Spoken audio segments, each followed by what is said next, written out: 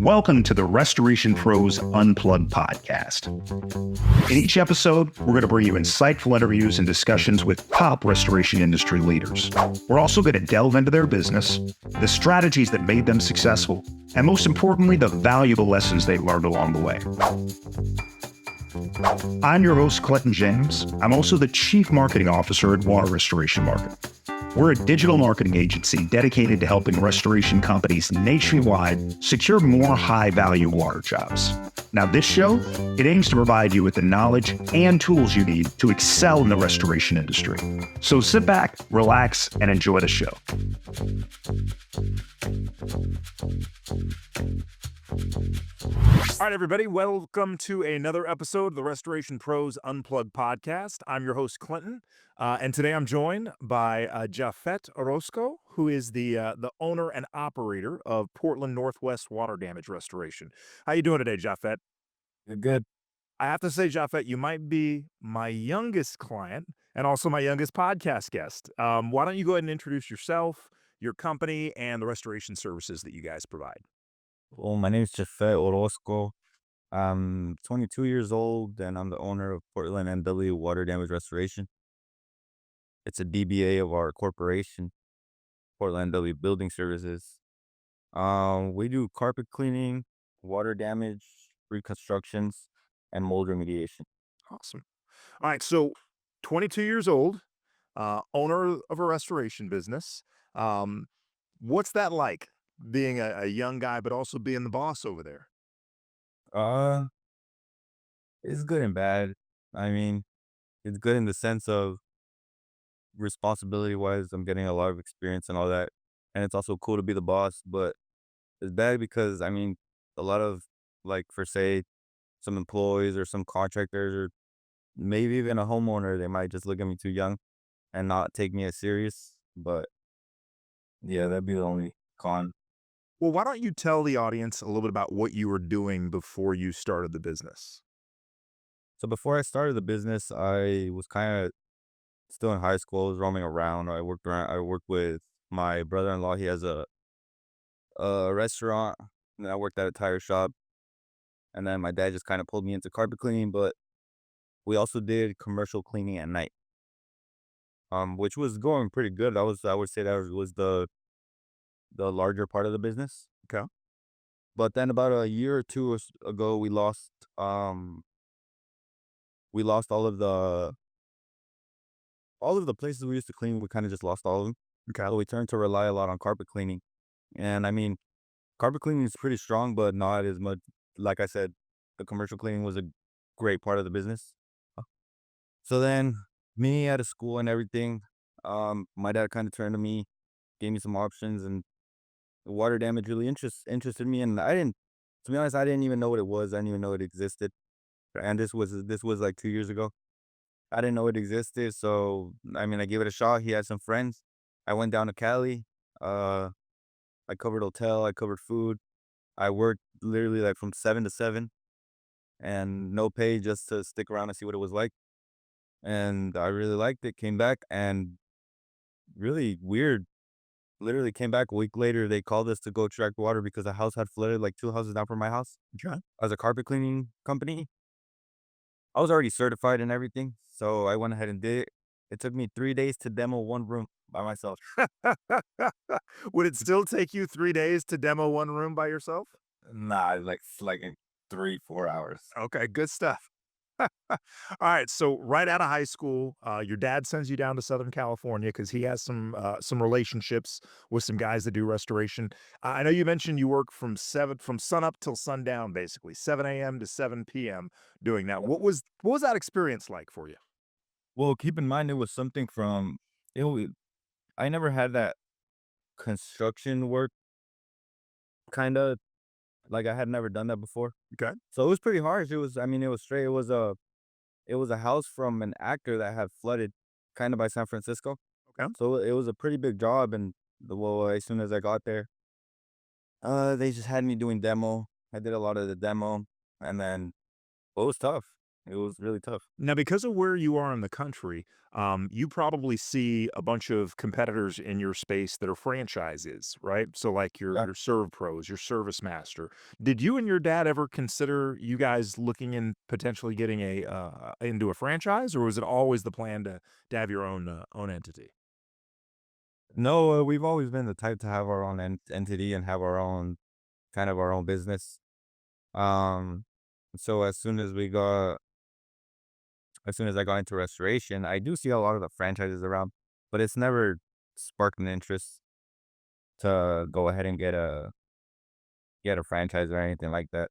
Okay. So your dad has kind of played a very instrumental role in you not only getting into restoration, but also building this business. I know because when you and I first started about talking about us doing some digital marketing services, I think we had your dad who joined us on a Zoom meeting there. Working with family can be tough. Tell me a little bit about your relationship with your dad and what it's like kind of working together in a business. Well, my relationship with my dad is really good. He's always been a good support. Anything that has came up, like when we started restoration, all that, anything I needed, he was always there, and he always covered to get equipment. We never had to rent equipment, nothing. We kind of just went all in on it. So he's always supported me in any way. And then, as far as the work goes, he knows a lot about restoration. He helps me out with sometimes I'll be busy or something, or I'll be working. So if we get a call, he'll respond. So he does help me a lot with that.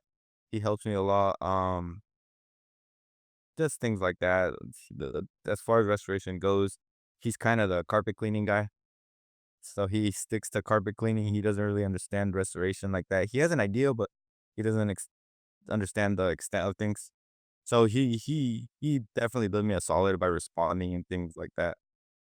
Now, sometimes those relationships when you're working, whether it's a father or it's a significant other or it's a brother or something like that, those kind of relationships that you have with your family when you work with them or kind of work around them, they can get a little complicated sometimes.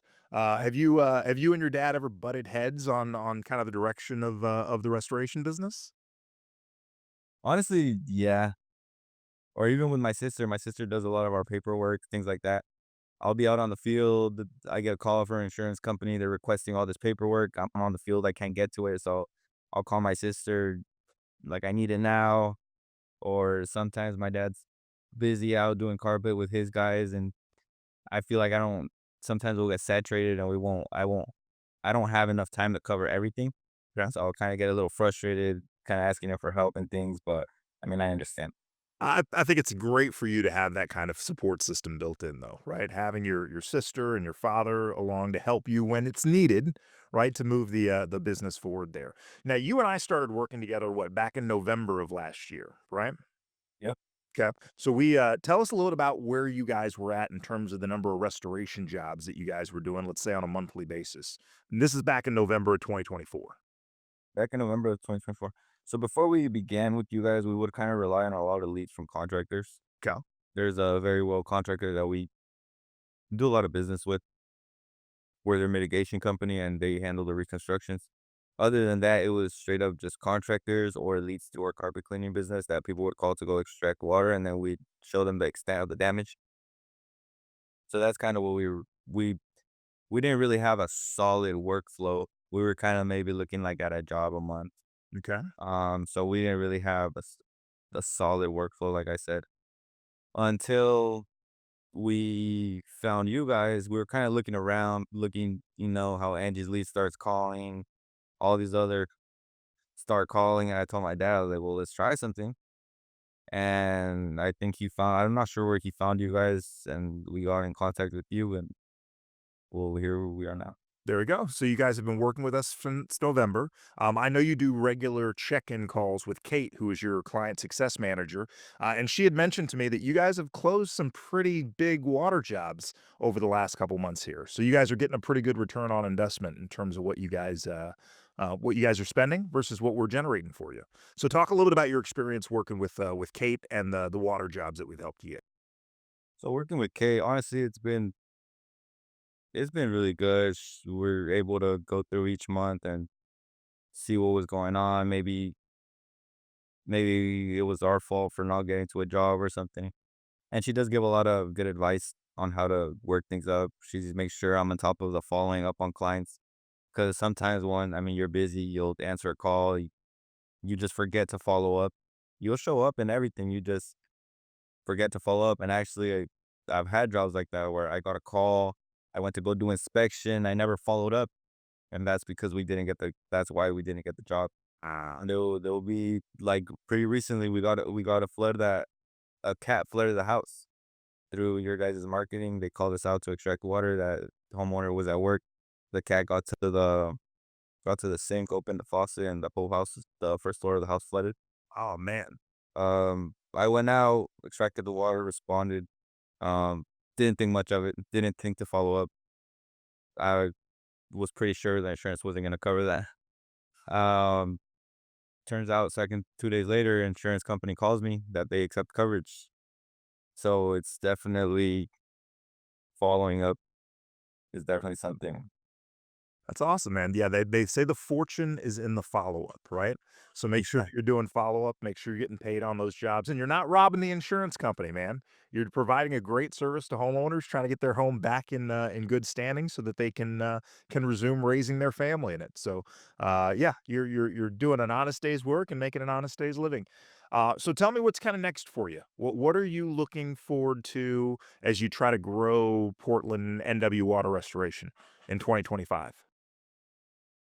Well, in 2025, I'm just honestly, well, your guys' marketing has helped us a lot to not really rely on those contractors, not rely on anybody but ourselves. Because at the end of the day, it's marketing, but the way we're getting calls, we're not relying on anybody. We're not paying for leads, none of that. So, maybe just try to step it up on the budgets and all that. Try to get more calls, try to get more jobs, maybe grow a little bit the business more, get a few more vehicles, things like that. What about team members? You gonna do any hiring this year? I hope so. I hope so. Um, we are looking to right now, and we hope to at least get one more van by the end of the year. Good stuff. So now that you've been in this business for 2 years, what would you say are the 3 biggest lessons that you've learned since starting the business?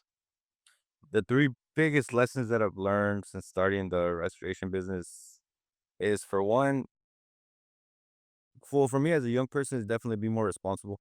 I know it'd be easy for me to head out, but at the end of the day, it's kind of like being on call 24/7. I've had times where I've gone to a restaurant and I get a flood and I have to get up and go. So definitely, it's helped me to be a lot more responsible. Another one is how you treat people better, and giving the homeowner definitely that, just giving them that feeling that they're in good hands. And then another one would be probably just keep everything. A big part of us is I'm always on top of the guys. I'm always on top of everything. Keep everything clean. Presentation is a lot. Yeah, absolutely. When you're showing up, especially when you're just going out and trying to sell that job initially, you want to show up, you want your technicians, the equipment, your trucks, everything to look in good shape, especially where you are, right? Because there's some nice homes in the Portland area. Yeah, especially, and then we're pretty much in the metro area, so Yeah. yeah. All right. So, your experience working with our team has been great. We've enjoyed having you as a client, looking to increase the ad spend budget, get you guys even busier here in Yeah. 2025. What would you say to somebody that's young, like yourself, that's thinking about starting their own restoration business?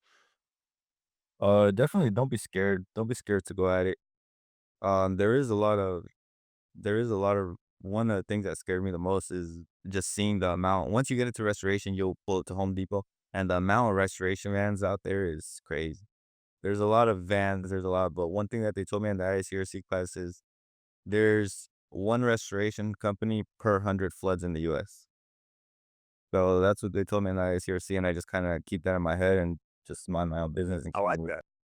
That means there's plenty of business out there for everybody there. So if you're a young person, whether you've got a great deal of experience in restoration or not, go out there, take the courses, get the certifications.